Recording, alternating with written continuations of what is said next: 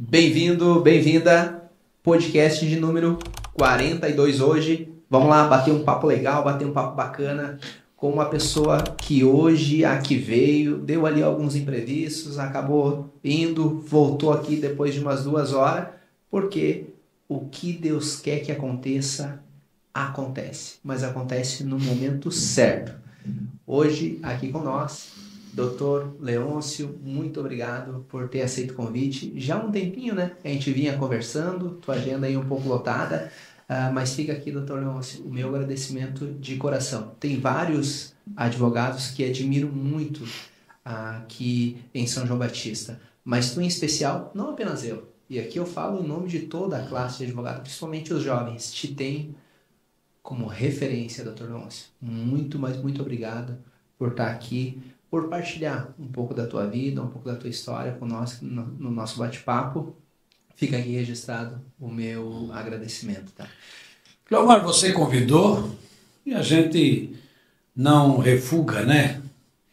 E eu tenho um carinho por você, a gente trabalha aqui na advocacia, tivemos algumas leads, algumas ações aí em partes adversas, mas sempre buscando a composição, sempre buscando o que é melhor para o cliente, o que é melhor para as partes. Então, o meu relacionamento com você, ele é bom, e quando a gente tem um relacionamento bom, muito bom com o colega, sempre é produtivo, e a gente está aqui valorizando esse companheirismo que a gente tem até então, né? Por enquanto está nota 10. Pode mudar. Perfeito. Mas sabe as palavras. Obrigado, tá? A recíproca, ela é verdadeira. A gente tem uma admiração muito grande. E tem uma coisa, Dr. Leôncio, que quando eu lembro de ti, me chama a atenção. Que é no seguinte sentido. Quando eu faço acordo, não é só meu cliente, é eu também. Sim, com certeza. É tu saber que não é todo mundo que é teu cliente. Porque quando tu está com teu cliente, tu confia nele e o resultado do que ele faz é o teu resultado. E eu digo sem medo de errar, Dr. Leôncio, nenhum acordo pactuado com os teus clientes não foram pagos.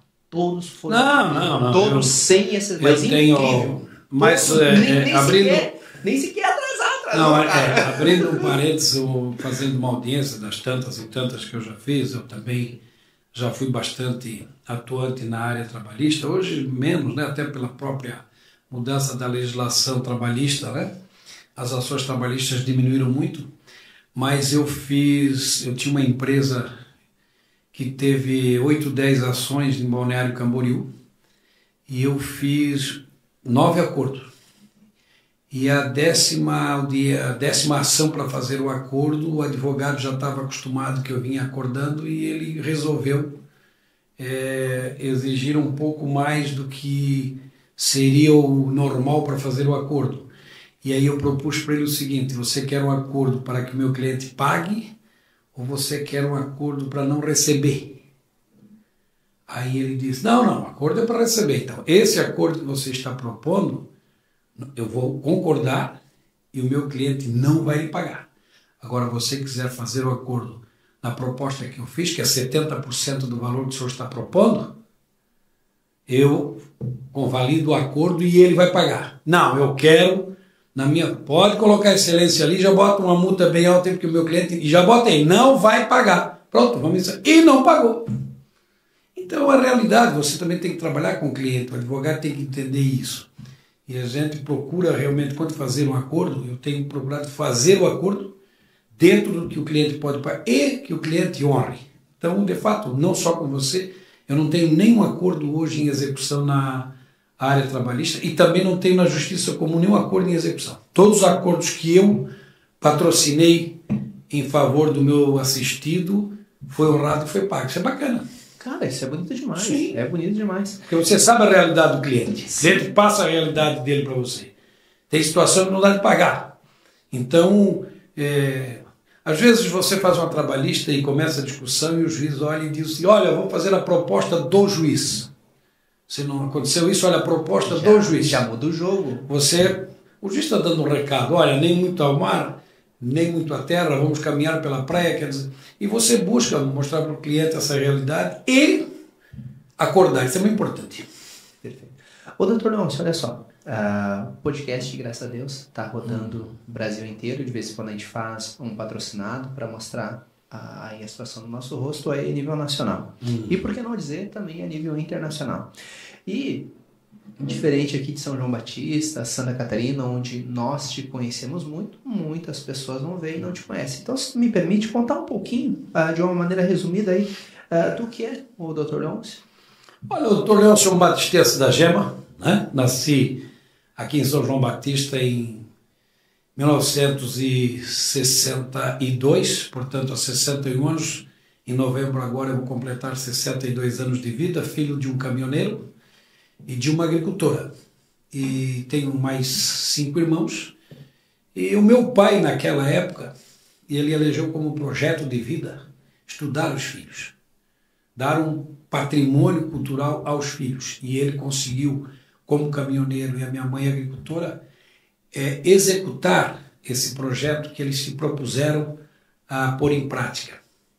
Eles conseguiram fazer isso. Então hoje eu rumei para o direito, mas antes, com 17 anos saindo de casa, eu ia servir o exército. Eu fiquei 4 dias no exército. Quando veio o resultado da prova do vestibular que eu tinha feito na antiga FEPEV, hoje Univale, e eram 26 candidatos por vaga e eu fui aprovado. Eu já estava 4 dias no exército, já tinha me incorporado no Exército Nacional, e fui liberado para fazer a faculdade de Direito. Logo em seguida, eu consegui também um serviço de office boy, vamos dizer assim, no fórum da comarca de São João Batista. Muito jovem, então, com 18 anos eu comecei a faculdade e trabalhar no fórum de São João Batista em 5 de fevereiro de 1981, isso. E em 84 eu fiz um concurso, aí já fui aprovado, passei a ser funcionário do Fórum de São João Batista, e logo em seguida fiquei no Fórum como efetivo um ano e alguma coisa. Já comecei a advogar, porque na época podia o advogado como estagiário, ele já poderia, após o 3º ano, advogar. Claro, era assim. Que curiosidade. Desde que vinculado a algum escritório. Uhum.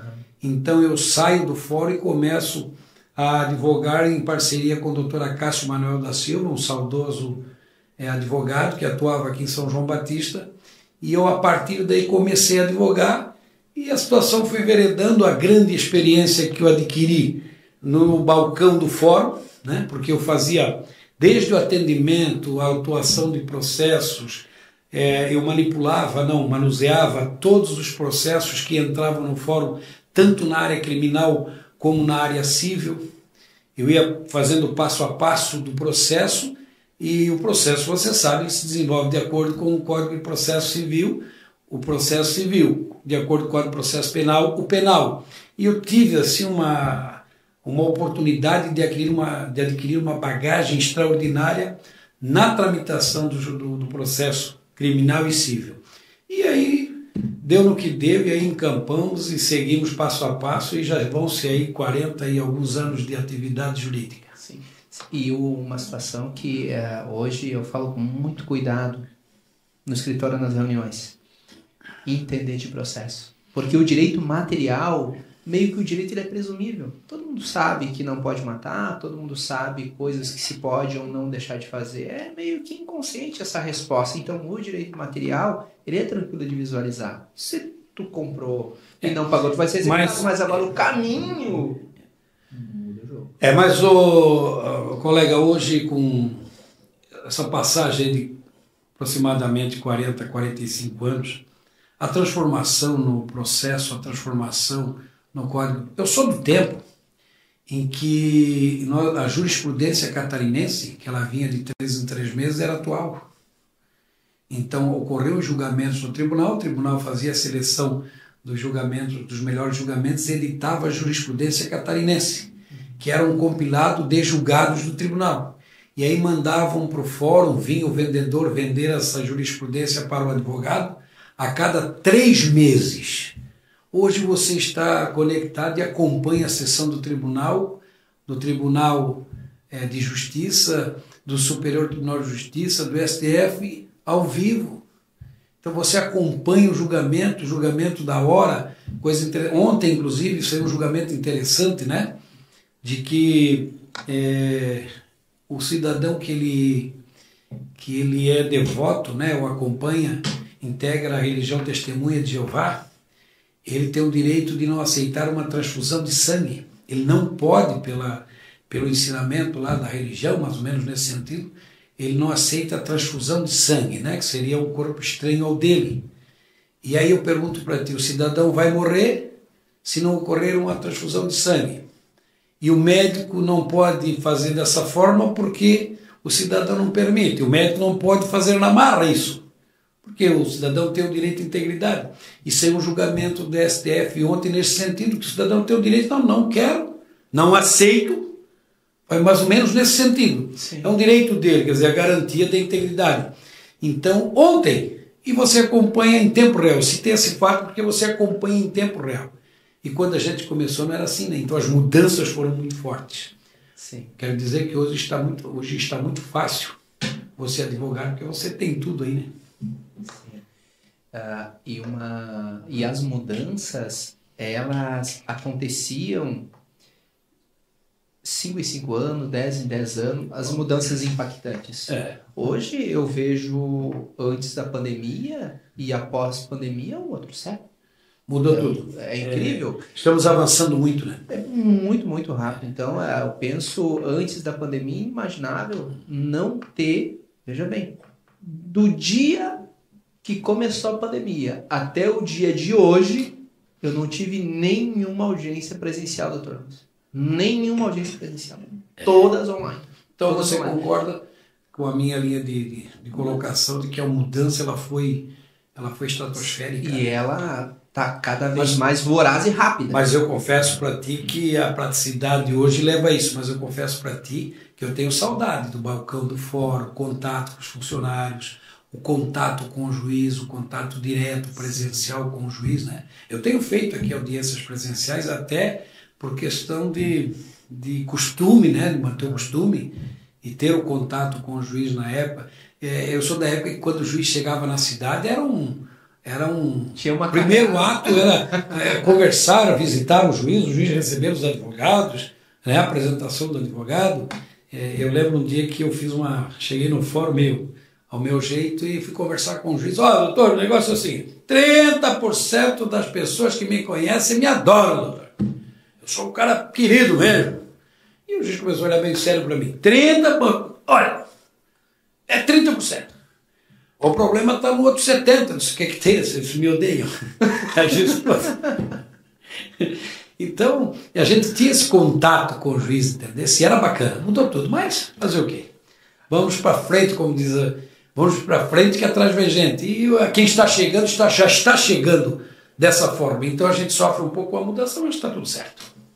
Mas tem muita coisa boa que está dentro. Tem. Uma das coisas mais impactantes e que eu vejo com bons olhos é o quanto a gente ganha de tempo e para quantas mais pessoas a gente pode fazer o bem com esse advento da tecnologia. Sem dúvida. Então, eu tinha uma audiência em Brusque, antes da pandemia, uma audiência. Tu perdi o dia.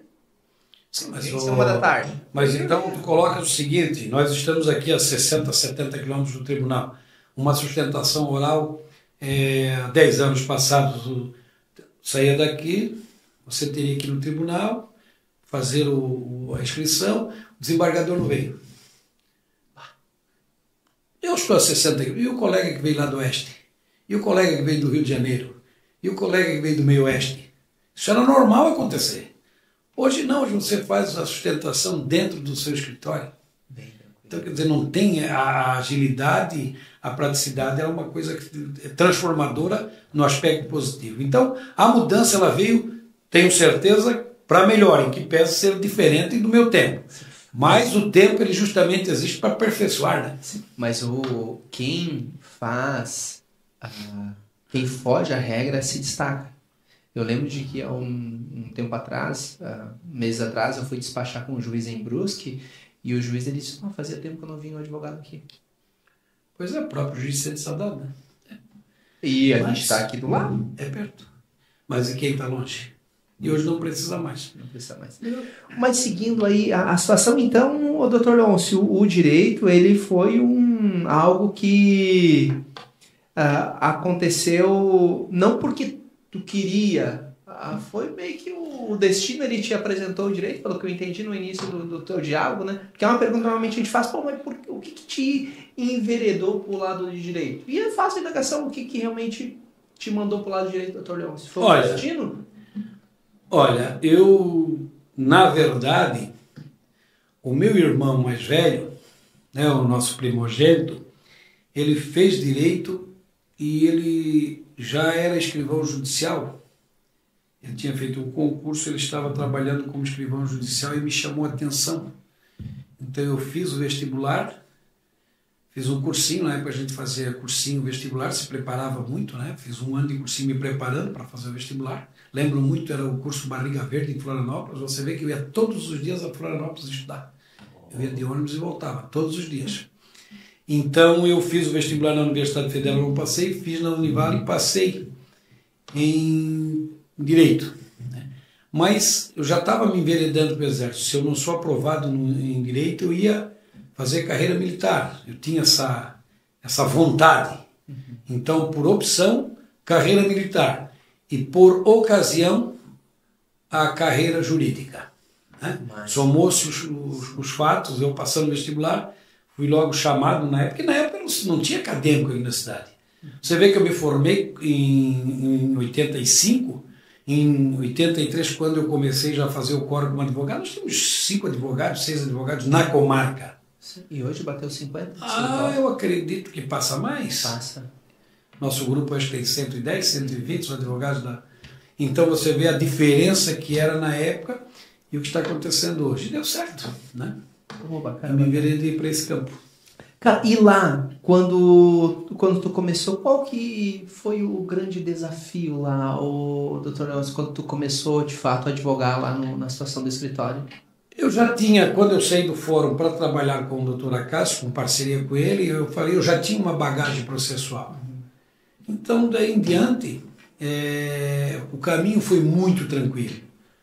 Porque eu lembro de um colega de faculdade que o professor de Direito Civil, um dia falando sobre espólio, perguntou para ele, fulano, mas o que é espólio? Eu disse, eu acho que é o direito à expoliação. Quer dizer, ele não sabia o que era. E nós já estávamos no 4º período da faculdade. Então, ele não sabia o que era o inventário, o que era... Na época nós tínhamos o inventário, tínhamos o arrolamento. Hoje é tudo uma coisa só. Então tinha essa diferença, nós tínhamos os processos, de vários tipos de processos que hoje se aglomeram com a reforma do Código de Processo Civil, se aglomerou, né? Sim. Então eu já tinha bagagem do fórum comigo, então foi tranquilo. Eu tive assim uma facilidade imensa de advogar. Sim, e essa situação que tu coloca, ela é demasiadamente importante. A prática, né? Nossa, a prática. Você tem a prática. Eu lembro quando eu saí da faculdade, se me permite compartilhar a história, e não tive experiência em escritório, não tive experiência no fórum trabalhando, só me formei lá enquanto sapateiro e 2 dias depois... Teve uma trajetória interessante, né? E 2 dias depois fui lá e abri o escritório. Cara, eu lembro que eu peguei a OAB na sexta e na terça-feira a gente inaugurou o escritório. E a dificuldade, ela foi tão grande, e eu só não desisti porque eu não tinha plano B, só tinha plano A. Não tinha a opção era essa ou essa? Não tinha pra onde correr. Não tinha pra onde correr, cara. E faz parte. E hoje eu digo, sem medo de errar, cara, tenta apertar de um lado, tenta apertar do outro, faça o possível, porque vai valer a pena esse investimento num estágio no escritório, vai valer a pena um investimento num estágio na situação de um fórum.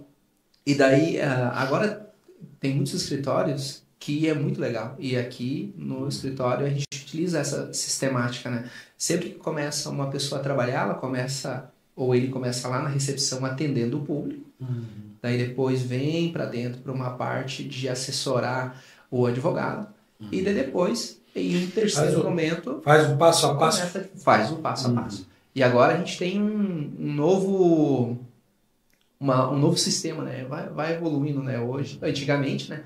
E até o ano passado era assim no escritório. O pessoal pegava, ia lá na recepção, depois vinha para assessorar o advogado, depois se tornava advogado efetivamente protocolando. Agora a gente tirou a figura do secretário e da secretária e colocou o que a gente chama do atendedor de lead. O cliente hoje, doutor Leôncio, ele não chega mais à nossa recepção, ele chega no nosso celular. Hoje, 90% dos nossos clientes é tudo pelo celular. Então, a gente tem hoje o... É o uso da tecnologia. O uso da tecnologia. Mas a ideia é a mesma, né? Atendimento do cliente e entender ali as técnicas de atendimento. E daí, num segundo momento, entender a questão processual com relação à questão dos documentos. E depois, efetivamente, ali do lado do advogado, né? Para aprender o dia a dia do protocolo e depois, efetivamente, advogar. Mas tem essa situação e no fórum é a mesma coisa. No fórum, a pessoa ela começa numa situação mais simples e aquilo vai ficando mais complexo. E essa experiência, depois que empreender, depois que abrir o escritório, vai permitir muita tranquilidade. Mas é um desafio. É um desafio. E se tu puder e tu lembrar o teu primeiro cliente, como é que foi? Um inventário. Um inventário. Conta aí pra nós como é que foi. Um inventário. O cidadão me procurou assim que eu saí do fórum, que ele tinha um processo e que ele já tinha gasto um monte. Porque na época nós pagávamos, o pagamento das custas era feito direto no fórum. Sim. Usava o dinheiro lá no balcão. Aí eu depois recolhi uma guia para o tribunal, era assim, o contato, o advogado com o escrivão. O escrivão é que gerenciava praticamente tudo quando a gente começou. E o cidadão me procurou e disse o seguinte: olha, eu não dou mais jeito, porque toda semana o advogado pede dinheiro para mim que é para pagar o juiz. Eu já estou cansado de pagar o juiz. Olha, o advogado dizia que era para pagar o juiz e pegava o dinheiro. Eu fui lá, eu li o processo do fórum. O processo ele pendia de uma solução simples e o advogado estava postergando, porque de vez em quando pegava um dinheiro do cliente para pagar para o juiz. Quando não era para o juiz, eu tinha que dar um dinheiro para o promotor, que era a despesa do promotor. O cidadão cansou. Me procurou, eu fui lá, dei uma olhadinha e disse: olha, vamos fazer o seguinte, eu olho o processo, olhei lá o processo é de fácil solução para terminar e fiz uma proposta para ele. Tu me paga tanto? Ele disse: mas como? Tu me paga tanto quando eu te entregar o formato de partilha para tu registrar. Ele disse: está feito o negócio. Ficou pronto, eu te pago. 15 dias eu chamei ele que o formato de partilha estava pronto. Tinha dado celeridade no andamento do processo. E ele me pagou os honorários. Foi o primeiro valor que eu recebi. E o cidadão grato. Depois outros processos eu acompanhei por indicação dele, inventários, o Capião, que você sabe que a cidade é boca pequena, né? Sim. Vai longe na época. Mas lembro nitidamente o primeiro valor que eu recebi. Eu lembro quem foi que me pagou, hoje não está mais entre nós. Lembro tudo, um senhor de Nova Trento, assim, nítido. Como lembro do meu primeiro júri, né? Não, mas... Como eu lembro do meu primeiro júri também. Deixa o júri para depois, né? Lembro do primeiro processo que eu manuseei no Fórum de São João Batista, quando eu cheguei no fórum uma segunda-feira, no dia 5 de fevereiro de 1981, eu fui olhar um processo crime, e os processos, né, eram todos físicos, e os processos crime eram capinha marrom claro, processo crime, uso capião por capa branca, inventário capa branca, cautelares capa verde, e então até para facilitar o manuseio. E quando eu cheguei no fórum, eu fui manusear o primeiro processo, abri uma denúncia de um crime de homicídio doloso. E foi um fato em que uma criança de 12 anos pegou a espingarda do pai e encostou na cabeça da avó e detonou. E as fotografias tinham no processo. Eu tenho aquela imagem nítida, até hoje na minha lembrança. A cena do crime estava toda retratada por fotografia e eu lembro assim em detalhes daquele processo, que foi o primeiro processo que eu tive contato. Tem algumas coisas que a gente não esquece. Né? Até porque a cena foi interessante, né? Entendeu? Mas deixa eu partilhar aqui uma história que te envolve também. Logo que abri o escritório, comecei a pegar causas envolvendo o direito trabalhista, previdenciário, via de regra, o advogado ele se forma, trabalha no contrato agrícola. E assim até hoje é o escritório. Hoje nós temos o escritório de massa, ou seja, a gente faz bastante ação e ganha um pouquinho em cada ação, né? Não é um escritório de boutique que nem é o teu escritório lá, né, Dr. Leôncio? Não, tem poucos clientes. O meu já foi os demais. Não, seja modesto, não seja modesto. Na época que nós tínhamos 5, 6 advogados aqui era bem fácil. Né? Hoje a concorrência é muito grande, mas não posso reclamar, está tudo certo. Eu vou te dizer que o nome Leôncio tem força. É uma história, né? E, doutor, nem pila tinha entrado no escritório ainda. E entrou um tal de um penal no escritório. Entrou um penal no escritório. E eu pensei, cara, é aí que tá a grana. Quanto cobrar? E daí eu liguei pra ti. Isso eu não lembro. Eu liguei pra ti e daí te perguntei, doutor Leôncio, tu que tem experiência, pensei em ligar pro doutor Ítalo, mas daí nunca tinha cumprimentado ele, mas tava ali próximo dos fóruns, mas pra ti eu tive coragem. E o preço que eu passei, você conseguiu cobrar? Cobrei mais. Ah, é? Tu vê como o doutor Leôncio... Porque eu não sabia... Tu Leôncio é um advogado que não sabia que o doutor Leôncio era barato? Não. Mas tu fez uma comparação muito interessante. E daí eu penso que na época tu fez uma precificação de uma maneira rápida. Um advogado início de carreira, um advogado meio de carreira e o Dr. Leôncio. Porque não teria muito sentido... Que precisa pegar a causa, o que pode pegar a causa e que pega a causa se ele tiver vontade. Exatamente. Então assim, onde é que eu penso, tu me colocou ali. Vê o que tu vai fazer. Cobra um valor para te fechar o contrato. Era um tráfico. E daí eu conversei contigo, disse que tinha que ir lá na delegacia, o cliente estava lá e disse assim, cara, cobra o valor de diligência e depois cobra mais se fechar o contrato. Daí eu comprei o valor do contrato na diligência. Tipo, cobra 1.500 para te acompanhar e se fazer defesa realmente, daí cobra lá uns 6.000. Compra o horário. Isso. Daí eu cobrei para ir na delegacia o valor. E daí a pessoa, ela disse, olha, eu não tenho dinheiro. Mas eu tenho uma moto, se quiser transferir. Pegar essa moto do sujeito. Na hora. Eu sou ele que tá falando. Eu não comentei isso, né? Na hora, não. Tu falou pra ele que não precisava de moto lá dentro do presídio? Não cheguei a entrar. Não? Mas, peguei a moto, foi o primeiro honorário que entrou no escritório. O primeiro honorário dinheiro. Deixasse o rapaz de pé. Deixei o rapaz de pé, mas livre. Mas falasse pra ele lá dentro do presídio, ele ia usar a moto pra lá e pegar. Faz parte. Mas eu lembro que é uma situação que não foge da cabeça da gente o início, porque olha só, no início a gente não sabe cobrar, Dr. Leôncio. A gente não sabe cobrar. E aí vem... Mas hoje a situação é um pouco diferente, né? Você cobra, dá o preço, mas aí tem advogado aí que está começando, aí precisa de um honorário, faz qualquer negócio, tem advogado que advoga não por profissão, mas até por opção, e aí hoje está difícil. Hoje está muito difícil. Sim, a gente está vivendo um tempo difícil e eu partilho da Não só na advocacia, né? Isso, é um tempo de mudanças muito impactantes e baseado em métrica e estratégia, Dr. Leôncio. Hoje eu penso que o nosso dia a dia ele tem que ser baseado em estratégia. Tudo tu faz de uma maneira estratégica. A começar, inclusive, pelo preço. Então, hoje, claro, com muita clareza eu vejo isso. Que eu tenho que ver aonde eu estou no mercado para mim poder fazer um valor. Mas isso, na verdade, é a regra de mercado, né? Sim. Em todos os segmentos é assim.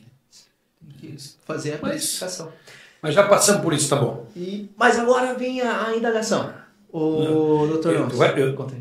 Tu vai perguntando aqui, nós vamos conversando, porque a modernidade permite isso, né? Permite, é uma maravilha. Como é que é? Um olho no peixe, olho no gato? Como é que é? No prato, no peixe, no gato? Vamos ver.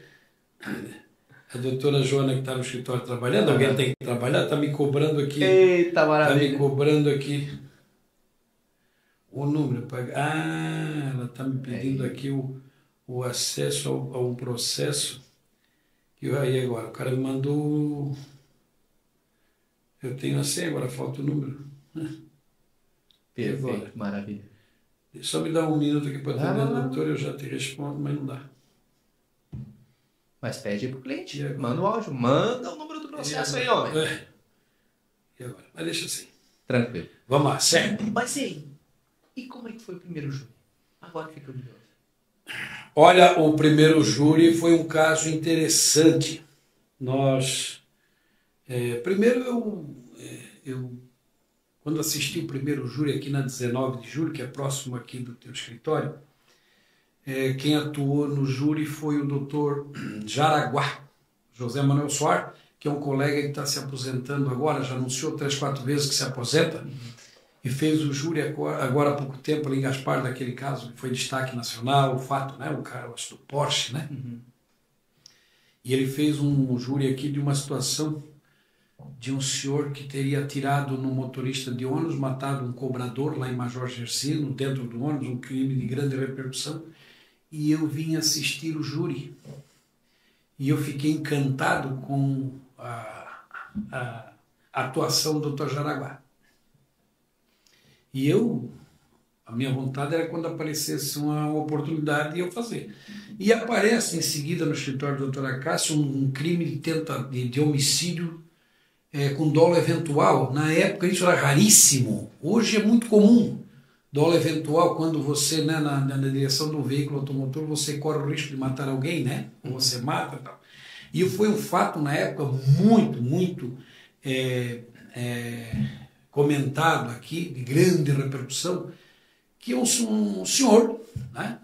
Ele vindo Nós aqui tínhamos os bailes, tínhamos o Rodeio Internacional de São João Batista, e o baile aqui, nós tínhamos rodeios aqui, né? Vinham aqui equipes do Rio Grande do Sul, do Uruguai, do Paraguai. Sim, internacional. E ocorreu o baile aqui no Campão de Festas, aqui tocou Monarcas, tocava Filhos do Rio Grande. Meu Deus, era loucura. E na madrugada ocorre um fato de onde veio isso, eu não sei te explicar, mas alguém colocou isso, que 3 meninas iam para casa, né? E o que ocorre? O motorista de carro atropelou uma delas. E na época nem carro, era carro de madrugada era coisa rara. E surge a história de que ele teria propositadamente atropelado a jovem, porque a jovem não teria negado uma dança com ele no baile. Então você veja bem que situação. E foi se desenvolvendo, ele negando, se desenvolvendo e negando, e nós fomos trabalhando. Esse foi o meu primeiro júri, e foi a júri. Foi a júri popular. Isso fiz recurso no tribunal, não tinha como, e essa tese estava em andamento. Até que nos 48 minutos do segundo tempo, isso já no júri, tá? No momento em que se precedeu a oitiva de uma das meninas, o que ficou apurado? Que na verdade não tinha acontecido nada disso. O cidadão está indo para casa realmente com o carro dele, tá? As meninas estavam na calçada, e quando veio o carro foram fazer uma brincadeira, né? As 3 juntas, não tem essa coisa de jovem, coisa, dá uma brincadeira, vê o cara, dá um empurrãozinho como... E a menina tropeça no meio-fio e ela cai, e o carro passa por cima. Caramba. Isso foi fato. E você veja bem, e a menina que fez a brincadeira resolveu falar a verdade. E se ela não fala a verdade, o que tem ocorrido? Uma injustiça. Este fato foi o primeiro júri que eu fiz na minha vida. Devo ter feito aí uns 220 júris nesses longos anos de carreira. Mas esse foi o meu primeiro julgamento aqui em São João Batista. Depois tive outros, tantos, né, casos polêmicos. Nós tivemos aqui, se eu começar a contar aqui, casos e casos que a gente teve aqui na comarca. Eu fiz júris no Paraná. Tem um livro, né, doutor Nelson? Não editei o livro, não lancei o livro. Amigo. Não, as minhas histórias não. Eu já tenho o patrocínio do livro pronto, já pago. Mas eu não comecei ainda a contar minhas histórias, que eu acho que eu tenho mais um pouco de dilema. Quando você começa a escrever um livro da sua história, é porque você já está jogando a toalha, e eu não quero jogar a toalha já. Mas, doutor, não, hoje... Esse fato foi interessante, foi o meu primeiro júri. Cara, incrível. E por incrível que pareça, eu tive 2 professores, eu lembro da minha primeira sustentação no tribunal, que foi com o saudoso Acácio Bernardes, um advogado de Blumenau, advogou aí no Brasil inteiro, e eu tinha uma amizade com ele de balcão de fórum, porque ele atuava muito aqui em São João Batista, na área criminal. Era um gentleman, né? O doutor Acácio, uma figura extraordinária, era professor, e ele usava uma defesa no tribunal do júri técnica. Ele tinha uma facilidade de trabalhar o processo de forma técnica. E o doutor Jaraguá, hoje, com 80 anos, não tanto, mas na época, com fôlego, fazia o estilo... Leôncio. Espalhafatoso. Não técnico, fazia o teatro. Né? E eu enveredei e copiei o doutor Acácio Bernardes. Né? E também foi meu professor em tese, que de vez em quando dizem, filho do Villian, que foi um dos primeiros advogados que atuaram aqui na nossa comarca, né? O doutor William Duarte da Silva, que tenho amizade com ele até hoje. Já fui convidado para a festa de aniversário de 90 anos dele, e ele já me escalou que ele quer que eu faça o relato da história dele, né? Como da história dele lá no aniversário dele. Já aceitei, já estou estudando para fazer. Então, eu uso ainda, né, esse estilo no tribunal do júri, que é o estilo de impactar, né? De você fazer o que muitos dizem o teatro, né? Sim. Teatrar a situação. Então... mas essa é uma... Eu aprendi... É uma forma mais técnica ou é uma forma mais... Olha, aqui depende, porque hoje é o seguinte, tem júri que você tem que ir trabalhar, porque hoje... Você chega no júri, o cidadão está sentado, quando diz que é réu, já está condenado, né? Sim. Mudou muito hoje, porque a sociedade hoje quer fazer justiça de qualquer jeito. É réu, é complicado, né? Então, tem júris que você tem que trabalhar de forma mais técnica. Tem júris que você não tem situação, você tem que trabalhar, né? O réu confessou o crime. E aí você tem que fazer a defesa. Você não pode lá dizer que... Então você tem que fazer, quando não tem saída, você tem que buscar uma saída, né? Então é o trabalho do advogado criminalista, do advogado no tribunal do júri.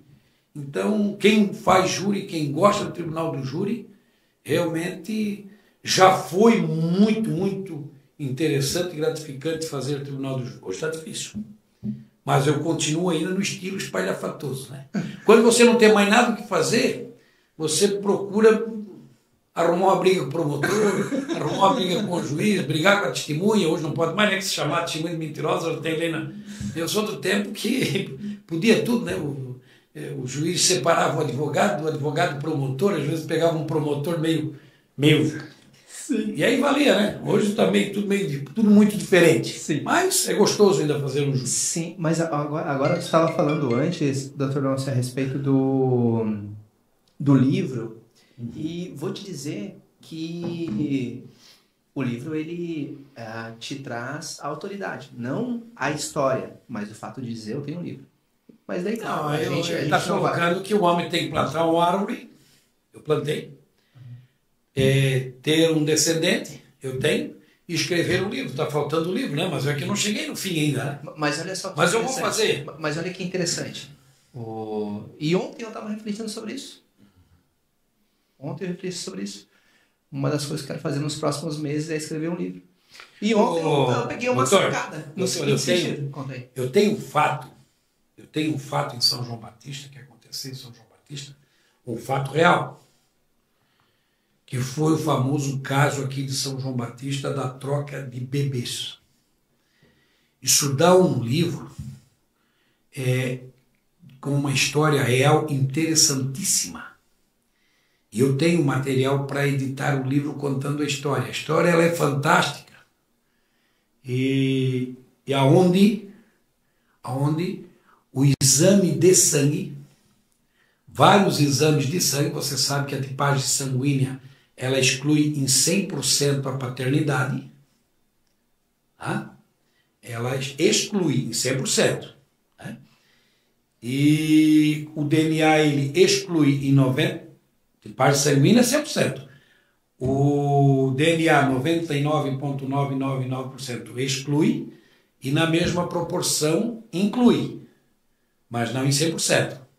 E nós temos um caso aqui em São João Batista que ocorreu a troca de bebê, a suposta troca de bebê, aonde a tipagem sanguínea feita várias e várias vezes apontou de que o pai e a mãe não são apontados, não são os pais da criança. Ou não eram os pais da criança. Você imagina, aí surge uma situação translocada de que foi trocado aqui no hospital, nós estamos aqui na frente do hospital, e teria sido trocado essa criança. Mas onde é que está a criança trocada? Onde é que não está? E faz-se toda uma investigação, uma loucura. São coisas assim, momentos, imprensa, mas como? E está aqui, não é? Não é. E o resultado?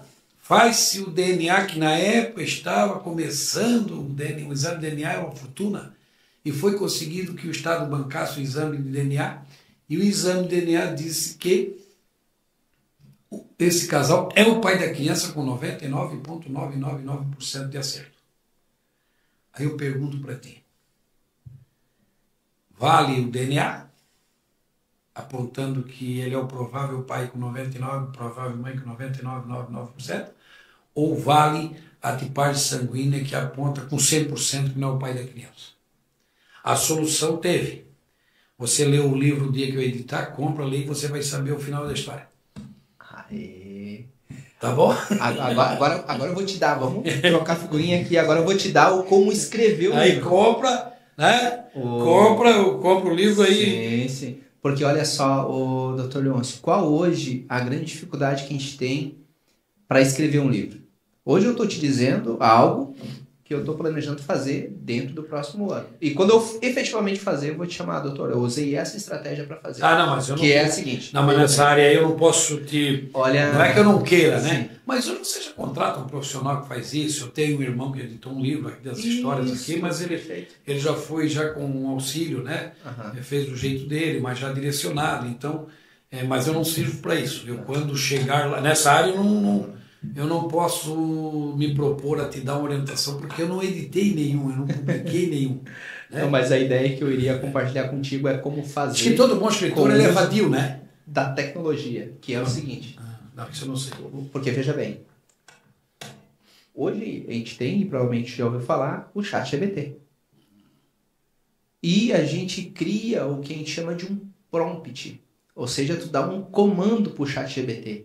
Inclusive enviando para o ChatGPT imagens e documentos. E tu fala para ele, capítulo por capítulo, exatamente como tu quer e qual a linguagem tu quer que use. Tá, mas aí não foi tu que escreve. Mas foi outra pessoa? Foi uma inteligência artificial. Então é algo... Mas já foge um pouquinho daquele... né? Claro, só que daí é depois de... Mas aí... Tá, mas o meu tu vai comprar. Mas com certeza. É verdade? Tá, com certeza.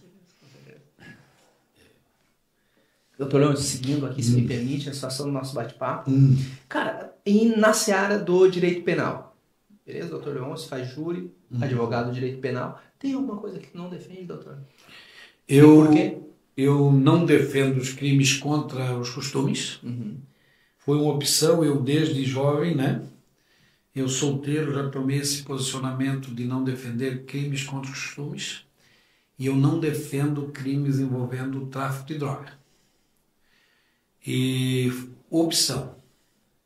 Os crimes contra os costumes é porque, e hoje com mais propriedade ainda, eu estou certo no que faço, é muito difícil hoje tu defender um cidadão com 100% de segurança.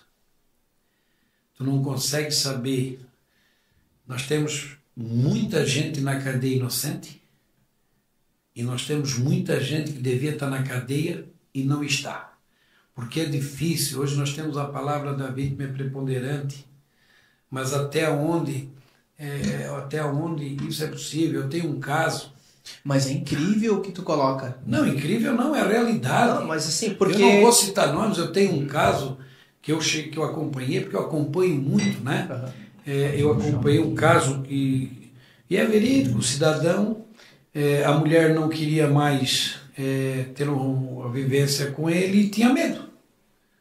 E tinha medo de pedir a separação. O que é que a mulher faz? A mulher cria uma situação de que ele teria, né? Vamos usar o termo normal, mexido, né? Com uma filha de 3 anos, faz a denúncia, vem o laudo, confirma que realmente tinha mexido com a criança e tal, e ele vai para a cadeia. Depois de 6 meses que ele está na cadeia, a mulher vai na justiça e diz o seguinte: olha, eu menti, quem fez tudo foi eu, que eu queria me ver livre dele, ele não aceitava, dizia que ia me matar, eu usei da situação para incriminar ele, eu achei que ele só ia sair de casa e botar na cadeia, então me arrependi e voltei atrás. Mas como isso? Ela confessou que ela fez a coisa errada. Então você veja que situação. Nós temos hoje muitas e muitas situações em que a situação leva a isso. Ouvir dizer leva a um problema desse. Então eu não faço por 2 motivos. É um processo difícil e eu tenho muita preocupação em defender quem faz um crime dessa natureza. Eu não concordo com isso. Com relação ao crime de... Tem um monte de coisa errada para fazer, né? Não precisa mexer com a criança, não precisa fazer um negócio desse. Eu acho isso uma coisa... Se bem que, por outro lado, quem chega a esse ponto, que bom da cabeça também não é, né? Mas aí o cidadão mas não morde o dedo, não rasga dinheiro. Então é muito complexo isso. Então eu, jovem ainda, eu já tinha esse pensamento de não defender. Depois a gente vai ficando mais maduro, casa. Tive 2 filhas, com razão maior ainda de não fazer isso. Como é que tu defende um cidadão desse, depois ele se vê no direito, já que tu defendeu? É uma hipótese, né? De ele fazer isso contra ti. Né? Ou fazer com alguém do teu relacionamento. É complicado, porque não tem o cidadão que ele tem a cabeça voltada a esse tipo de crime, ele não tem a recuperação. Diferente do passional, né? O passional não reincide, via de regra, né? E com relação ao crime envolvendo o tráfico de drogas, né? Eu tenho uma posição muito clara. Se dependesse de mim, estaria liberada a venda de droga no Brasil. Se dependesse de mim, estaria liberada. E a solução passa pelo meu pensamento. Educa, tá, a nossa criança, como eu fui educado, para não usar droga. Se não tem o consumidor, não vai ter o vendedor. Ora, se não tem o carrapato, ele só vive porque tem a vaca. Né? Aí você quer matar a vaca para acabar com o carrapato? Não. Você mata o carrapato e a vaca vai viver bela e formosa. Ou não é? Nós temos um doido aí de um ditador que ele mata quem consome e mata quem vende, né? Ele já aproveita e já mata os dois, né? Né? Pega consumindo, mata. Porque ele está alimentando quem está vendendo. E pega quem... Eu acho que é aqui Duterte, né? O presidente da Nicarágua. É aqui no país da América. Mata. Mas ele mata os dois. Então. Mas vai matar... Não, aqui... Mas vai matar quem consome? Claro, ele está matando quem está alimentando. Então, se dependesse de mim, que eu nunca usei droga, tá? Nunca usei nenhum tipo de droga, eu quero ver existir traficante, eu quero ver existir droga. Esse é o caminho. Não adianta prender o traficante. Agora estão liberando o seguinte, agora pode liberar agora, pode usar. Mas vamos... Então é complicado. Educa as crianças, educa o teu filho, não deixa, né, o sistema adotar ele, que você não vai precisar se incomodar. Mas é difícil, né? Difícil. Não sei se eu consegui colocar os 2 posicionamentos que eu não defendo, e não defendo esse tipo de crime. E respeito... E dá dinheiro, sabe? Mas respeito, que advoga, mas... Foi meus primeiros honorários. Eu nunca fiz e não faço. Ei, e o doutor Leôncio? Só um momento, quer dizer, vai?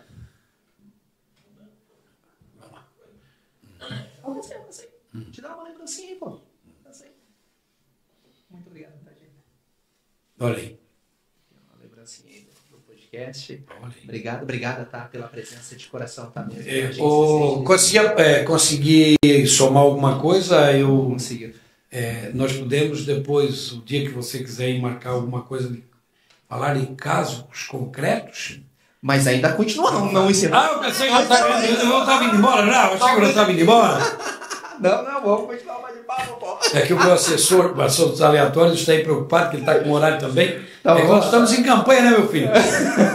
Agora a gente não... Entendeu? Mas eu tenho que falar, Mas, doutor, dar uma vamos lá. ligadinha pro Marcelo. Mas olha só, o doutor Leôncio, e se tu fosse dar um recado agora para essa galera jovem?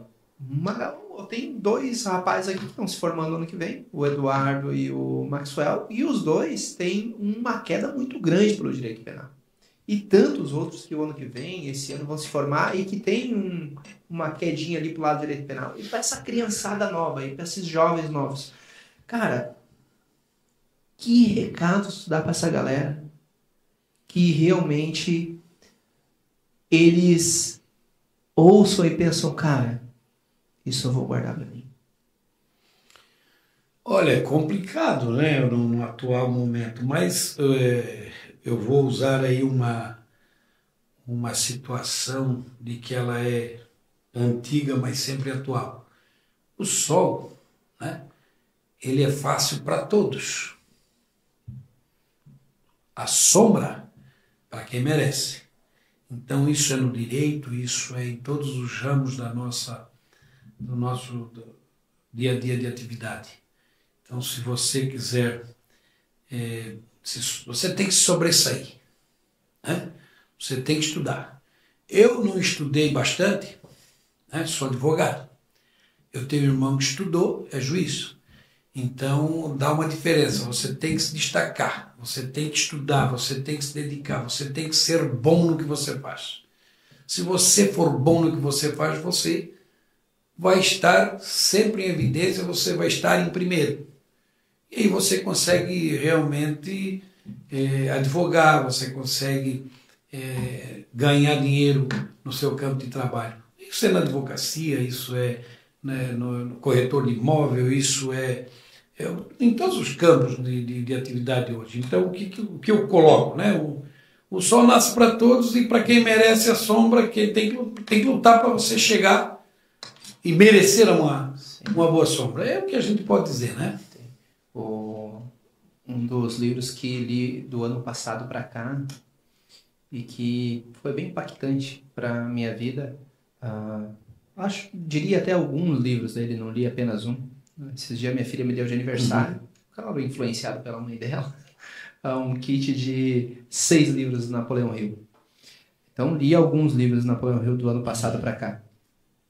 E ele tem essa ideia de que a gente tem que realmente ter fé, se sobressair, mas principalmente ter um plano em que tu consiga ver quando tu abre os olhos. Ele tem que ser palpável, ele tem que ser possível. Não fazer loucura, né? E nesse sentido, penso realmente é alinhado com o teu pensamento, aí o pensamento de Napoleão Hill, o meu pensamento. Quanto maior a concorrência, né? Mais você tem que trabalhar, né? Você imagina, eu advogando, comecei advogando, quando eu te falei aqui na comarca, com 4 ou 5 advogados, né? E hoje, aqui na comarca, vinham os advogados de Blumenau, vinham da capital, de Itajaí, Brusque, vinham advogados aqui, mas nós éramos em 5 aqui. Hoje, o número, quantos escritórios tem de advocacia? Então a luta ela tem que ser redobrada para você se sobressair. Não, tenho um carinho gigante aí por ti, e eu vejo hoje o advogado, porque tu pega aí, hoje a gente tem 2 milhões de advogados no Brasil, atuando 1 milhão. A gente tem 220 milhões de pessoas, cara. Loucura. Então, assim, eu vou te dizer que se a gente ficar advogando em São João, olha aqui, a gente tem, eu vou usar eu como paradigma, se me permite, né? A gente tem 2 escritórios, 16 pessoas trabalhando, uma média de 120 a 200 processos por mês. A gente está numa cidade de 30 mil habitantes. Então, assim, por que isso? Internet. Porque é 1 milhão de advogados advogando e 220 milhões de pessoas. Então, assim, para hoje tu tem... Mas não é... Mas a advocacia... foram abertas inúmeras faculdades de direito, né? Sim. E faz de qualquer jeito.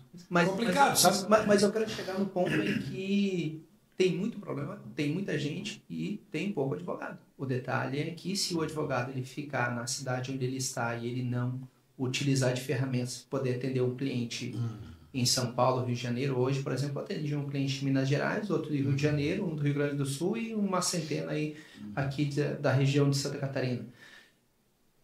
A internet nos permitiu ir longe. Por isso. E com muita segurança jurídica. Já se encaminhando aí para a situação do ir embora. Do final do nosso bate-papo aí e agradecer a situação dos recados que tu traz para nós aí, Jovem Advocacia, que se fortalece, tá? Com a tua história, que se fortalece aí com o teu discurso. Nós podemos organizar aí depois e vir aí a gente fazer algumas outras entrevistas no sentido de colocar os casos, né? Eu tenho muita história, né? Vamos, Marcos. Tenho muita história bacana. Tem muita história bacana para contar, né? Eu tenho uma do porco, né? O juiz, o cliente veio e me perguntou o seguinte: Leôncio, vou ter um porco bonito lá em casa, dá uns 150 quilos. Tu acha que se nós mandar esse porco lá para o juiz, nós não vamos ganhar o processo? Aí eu disse: rapaz, tu não faz um negócio desse, não existe isso, tu vai mandar um porco. Causa perdida, chegar lá no fórum, uma entrega de um porco para o juiz, tu está ficando doido. Aí tu não vai fazer isso, pelo amor de Deus, rapaz. O senhor acha que se eu fizer isso, nós perdemos a ação? Perdemos o processo, não tem como. O juiz vai se vender por um porco. Ao cabo dos 2 meses, falei com ele, ele disse: o que aconteceu? Está tudo certo? Ele disse: se está certo eu não sei, mas eu... E a história do porco, esqueci nada? Mandei levar o porco para a casa do juiz. E botei na caixa que quem mandou entregar foi o nosso adversário. Agora eu estou esperando para nós ganhar o processo. Ele foi esperto, ele disse: se eu mandasse o nosso nome, nós ia perder. Eu disse: não, não mandei para a casa do juiz. E o que deu, não sei. Eita, e qual foi o deslinde? Ganharam, perderam? Depois o outro lado dá um porco para o juiz. Eu disse: doutor, mas o senhor está se vendendo por um porco? Espera que eu vou dar a sentença. Tem várias. Tem uma a penhora da Justiça do Trabalho, que o oficial de justiça penhorou uma mesa de comer velha. Uma mesa de comer velha. Se tu ler e interpretar que é uma mesa de comer velha, dá uma interpretação dupla, né? Sim. Dúbia. E eu fiz uma petição e disse para o juiz: seja especificado que o oficial de justiça penhorou uma mesa de comer velha. Aí o juiz despachou lá: mantém a penhora da mesa e libera a velha. Tem essas histórias, né, que a gente pode contar, né? Mas faz muito tempo isso também, né? Nós tínhamos oficial de justiça aqui na nossa comarca, em São João Batista. Em Tijucas, o oficial de justiça fez uma penhora, ele penhorou um crucifixo da marca INRI. Né? Ele botou lá na penhora aquele preço, um crucifixo grande e bonito da marca INRI. Ora, todo crucifixo tem as iniciais, né? Sim. Significa Jesus Nazareno, Rei dos Judeus, né? Tá escrito, assim, eles querem um crucifixo. O INRI era uma marca de crucifixo. Mas são histórias que acontecem. Nós temos muitas aqui o oficial de justiça que foi passar na Pinguela. Pinguela, você sabe que é o ponto de Arame, né? E que caiu a pasta de mandado no rio. Tem tantas. Olha, eu dei até só para contar isso, eu acho que é interessante, tá? Cara, esse bacana bastante nesse sentido. Perfeito. O advogado comeu a nota promissória no fórum e aí ganhou a questão, porque o título de crédito sumiu, ele comeu a nota. Tem também. Deixa assim. Doutor Leôncio, se me permite, uma pergunta. Tu fez Instagram esse ano de 2024 ou já tinha antes? Não, eu comecei agora faz 30 dias em razão da política. Da política. Eu fiz oficialmente. Mas depois de passados aí eu vou manter, até porque eu preciso, dentro de um projeto que eu estou trabalhando, eu vou precisar trabalhar mais com a informatização. Eu sou vadio, né? Mas eu vou trabalhar mais a parte da rede social é interessante. Saber um pouco dessas histórias. Isso. Resgatar um pouco das histórias do nosso município. Tem histórias interessantes. E olha só. Não só essas histórias cômicas, né? E olha que legal. Tem a galera que é maqueteira da internet, né? E tem um tema específico que está muito em alta, e é a bola da vez, que é o storytelling. Ou seja, o pessoal está cansado de corte. As pessoas elas querem se conectar com histórias. Então, o que tu tá fazendo... Não, agora eu só estou fazendo o oficial da campanha, que termina dia 6. Isso. Esperamos ver se vai dar resultado aí, que eu me eleja vereador, né? Reeleja vereador, né? Mas fica a pergunta. Estou trabalhando aí para ser candidato, buscando a reeleição. O que te fez entrar para a política, doutor Leôncio? Meu pai não gostava de política, minha mãe não gostava de política, e meus irmãos gostam de política, eu gosto. E eu vou te falar mais o quê? É um gosto. É um gosto. Não, algumas pessoas têm uma visão mais romântica, que às vezes acaba só sendo enfeite. Mas assim é o meu estilo, né? Eu não faço um projeto, eu nunca fiz um projeto. Agora estou estudando um projeto político, mas sempre do meu jeito. Né? Nunca um projeto, olha, com objetivo, E aí aparece agora a oportunidade de voltar à Câmara de Vereadores, e eu estou trabalhando aí para voltar à Câmara. Penso eu que o projeto vai ter sucesso. Vamos aguardar dia 6 e conto, inclusive, com a sua colaboração, né? Votando bem para São João Batista, votando 4123. Doutor Leôncio com voz e o povo com vez. Perfeito. Tá bom, Guilherme? Doutor Leôncio, se me permite, perguntei antes do Instagram, no sentido de que eu comecei a te seguir agora, tu também, e se me permite, naquela câmera ali, tu passar aí as tuas redes sociais pra galera também ir lá te seguir, provavelmente uma boa galera aí nessa câmera. No Instagram é Leôncio Paulo Cipriani, é tudo pegado. Perfeito. E o Cipriani com Y. Show de bola. É só chamar lá e aparece essa figura aí. E agora na eleição, a gente está fazendo um trabalho de divulgação na eleição, as propostas estão aí, vão ficar, né? Sim. E eu faço as propostas falando, porque não tem como você dizer que não fui eu. E propostas que, com certeza, eu sendo vereador, poderão ser cobradas pela população, não pelo eleitor que me convalidou, né? Caso eleito, mas pela população de São João Batista. Eu não quero ser vereador de quem votou, eu quero ser vereador de São João Batista, do nosso povo. Essa terra que eu tanto amo, nasci, estou vivendo aqui, e com certeza esse trajeto que falta de minha vida que estou percorrendo, eu aqui vou ficar. Você adotou São João Batista e eu nasci nessa terra, então o meu sangue ele é de um amor eterno por essa cidade. E o nosso canto aqui, com enchente, sem enchente, com confusão, sem confusão, é um canto de paixão. Eu te agradeço de coração o convite que você fez, espero ter sido útil, quem aí nos assistir agrade um pouco, e ficarão com certeza oportunidades outras para a gente voltar a conversar. Tá bom, estimado? Desculpa aí a gente se alongar em certos temas, mas estaremos aí, tá bom? Mas deixar aqui só registrado o discurso que uso de que quem vem para São João dificilmente volta para outro lugar.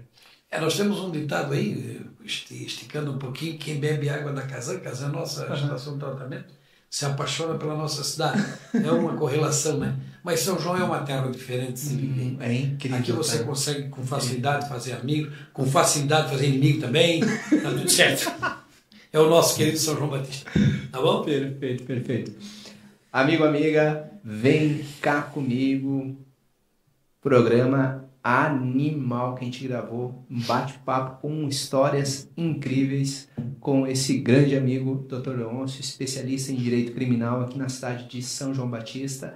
Se tá aqui no finalzinho da gravação, não deixa de fazer o seguinte: se inscrever no canal, porque daqui a alguns dias vão começar a vir os cortes. E daí, se tu tiver inscrito aqui no canal, esses cortes que vão saindo, vai lá um e-mail, vai uma notificação para ti e tu é avisado. E o que é esses cortes? É o resumo do melhor desse bate-papo, de quase aí 40, 50 minutos, que tenho certeza absoluta, se tu vê na íntegra, vai agregar, vai somar para te crescer enquanto pessoa, para te crescer enquanto profissional. Um forte abraço e até o próximo programa.